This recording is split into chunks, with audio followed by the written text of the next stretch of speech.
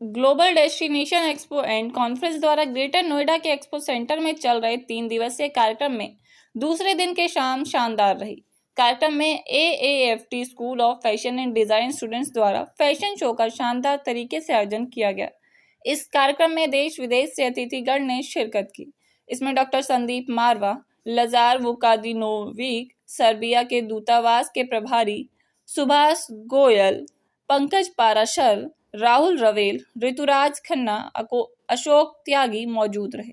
भारतीय फैशन परिदृश्य अपनी सांस्कृतिक विरासत, लालित्य और रंगीनता के लिए जाना जाता है। यह सूक्ष्मता और सुंदरता को सामने लाता है जो असंख्य दशकों से कायम है। भारत में फैशन उद्योग गतिशील परंपराओं का एक सम्मेलन है। भारत की प्राचीन संस्कृति से प्रभावित परिधानों को खूबसूरत तरीके से पेश किया गया, जिसमें भारतीय वेडिंग से लेकर भगवान श्री राम और माता सीता के विवाह संबंधित परिधानों को फैशन शो में दिखाया गया। बता दें कि मॉडल्स ने रैंप पर अपनी खूबसूरती से 4 चांद लगा दिया, जिसमें यह समा और ज्यादा खूबसूरत हो गया।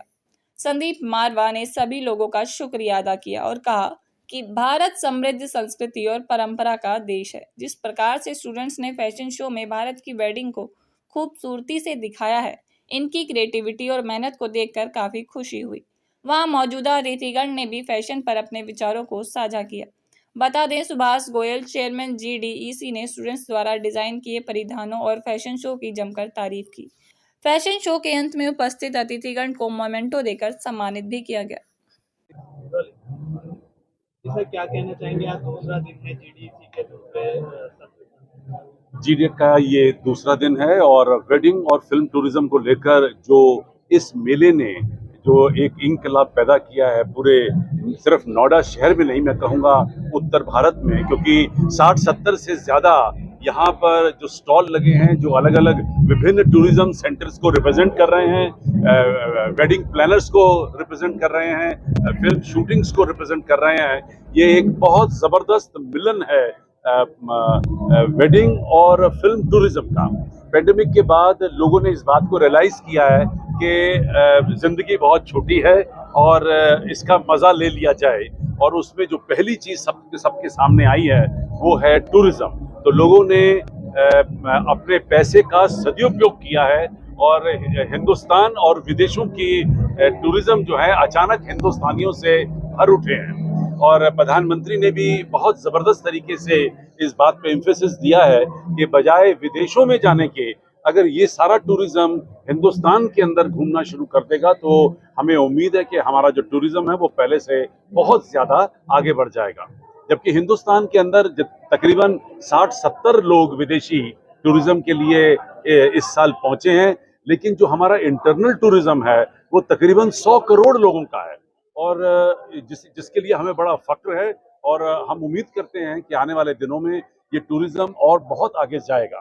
जहाँ तक इस मेले का सवाल पैदा होता है, इस मेले के जरिए हम लोगों ने ये बात कहने की कोशिश की है कि उन तमाम लोकेशंस पे भी आप जाने की कोशिश करिए जो फिल्म मेकर्स ने आपके लिए आइडेंटिफाई की हैं, जहाँ फिल्म शूटिंग्स हो चुकी हैं, या उन लोकेशंस को फिल्म वालों को हमने भड़काने की कोशिश की है कि उन लोकेशंस को भी हिंदुस्तान में देखें जो इतनी खूबसूरत हैं और आप वहाँ बड़े कंफर्टेबल तरीके से फिल्मों की शूटिंग कर सकते हैं। जो आज एम्बेसडर आए हैं उन्होंने भी अपने कंट्री के लिए ओपन इनविटेशन दिया है, उसको आप कैसे देखते हैं? अब तक इन 2 दिनों में मुझे खुशी है कि हम लोग उज़्बेकिस्तान से, सर्बिया से, गैबोन से, गैम्बिया से, वियतनाम से और किर्गिस्तान से, अज़रबैजान से डिप्लोमेट्स को यहाँ पर ला सके हैं, जिन्होंने इस पूरे मेले का पूरा दौरा किया है और उन लोगों ने इस बात को समझा है कि हिंदुस्तान में भी बहुत खूबसूरत लोकेशंस हैं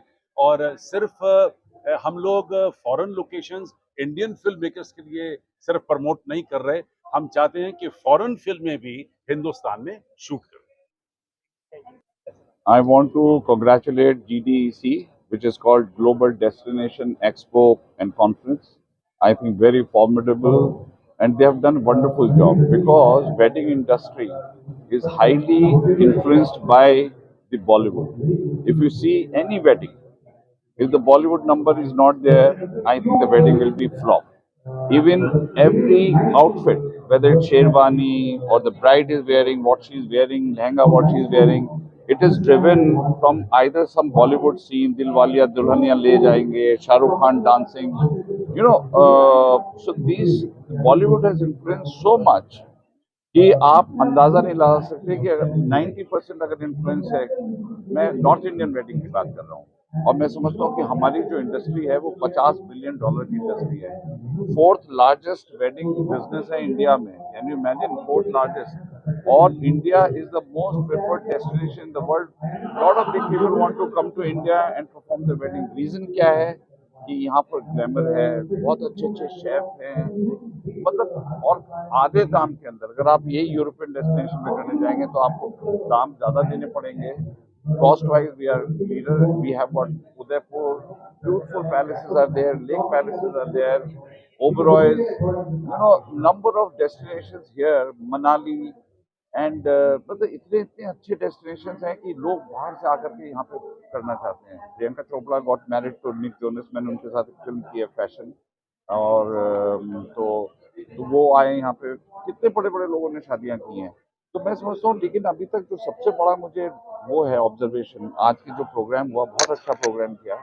मेरा सिर्फ यही कहना है कि हमको एक फॉर्मल तरीके से आपस में एक एसोसिएशन बनानी चाहिए जिसके अंदर वेडिंग प्लानर्स भी हों, जिसके अंदर बॉलीवुड की एक बॉडी हो, और उसके साथ साथ हमें कुछ ऐसे कंसेशंस मिलने चाहिए कि भाई जैसे, मतलब वो एक तो है बाइलेटरल, मैं जो होटल में लेना है उसने कहा अच्छा आपको 200 कमरे देने हैं तो मैं आपको ये डिस्काउंट दे दूंगा, लेकिन मैं समझता हूँ कि अगर आपको state government should also come into, उनको भी रेवेन्यू आ रहा है, तो जब तक स्टेट गवर्नमेंट कुछ ऐसे कंसेशन नहीं देगी, कुछ ऐसे बेनिफिट्स नहीं देगी कि ताकि उनको लाइसेंस भी इजीली मिले. अब लीकर लाइसेंस है, एक बहुत बड़ी समस्या है लीकर लाइसेंस, वहाँ पे 11 बजे के बाद बंद कर देते हैं. अब कोई वेडिंग जो है 11 बजे बंद नहीं होती. मैं ये नहीं कह रहा हूँ रेगुलेशन नहीं होने चाहिए, साउंड के होने चाहिए, लेकिन हमको जितना इसको सिंपल बनाना होगा, तब ये पता है इतना बड़ा रेवेन्यू क्रिएट हो सकता है. देखिए एम्प्लॉयमेंट देखिए कितना मिलता है, जूलर्स, सारा बिजनेस जूलर्स का जाता है, बेस्ट डिजाइनर्स, लड़की के लहंगे से लेकर के एवरीथिंग, ज्वेलरी तो बहुत बड़ा हो गया, फिर फोटोग्राफर्स, वीडियोग्राफर्स, कितना पास चार्ज, कितना खर्चा होता है. एक एक शादी में 3 करोड़ से लेकर के 400 करोड़ तक की शादियां यहाँ पे इंडिया में होती हैं, और पूरा होटल बुक हो जाता है, कितने लोगों को एम्प्लॉयमेंट मिलता है. तो मैं सोचता हूँ it's a very vibrant alliance between the hotels, caterers, jewelers, dress designers, wedding planners, and then on the top of it अगर बॉलीवुड इसका, आज आपको अपनी शादी सक्सेसफुल करनी है, शाहरुख खान को बुलाइए, पूरी दुनिया में स्प्लैश हो जाएगा. सलमान खान ने डांस कर दिया, 2 ठुमके लगा दिया, आपकी पूरी पिक्चर का लैंडस्केप चेंज हो जाएगा. गाने वाले बहुत अच्छे हैं, लेकिन किसको, बादशाह को बुलाएंगे, 1-1 करोड़ रुपए ले लेते हैं शादी के टाइम में, वेन्यूज नहीं मिलते हैं, फायरवर्क्स. तो मुझे लगता है कि गवर्नमेंट को मिलके, प्राइवेट पार्टीज को मिलके, वेडिंग प्लानर्स को मिलके एक ऑर्गेनाइजेशन बनाना चाहिए. और इतना काम है, किसी को इनसिक्योर फील होने की जरूरत नहीं. और Bollywood can turn this industry into a huge international industry. This is what I want to say. Thank you very much. About cinema and tourism. Well, firstly, I would like to thank the organizers for organizing this outstanding event. It's excellent. Well, this is something, India has an excellent tradition of its weddings, and the rituals that you have. It's so incredible. The promotion of this, and this is something that really needs to be presented to the rest of the world. So I'm looking forward to all your, let's say, the movie and the media industry promoting this very much. And when it comes to the tourism offer, you can offer a lot. There are some new markets you can explore. We're looking forward to linking the organizations, the Ministry of Tourism, to the reputed agencies and the organizations in my country and in the rest of the world. So thank you very much once again. It was a great pleasure being amongst you today. Thank you very much. Is that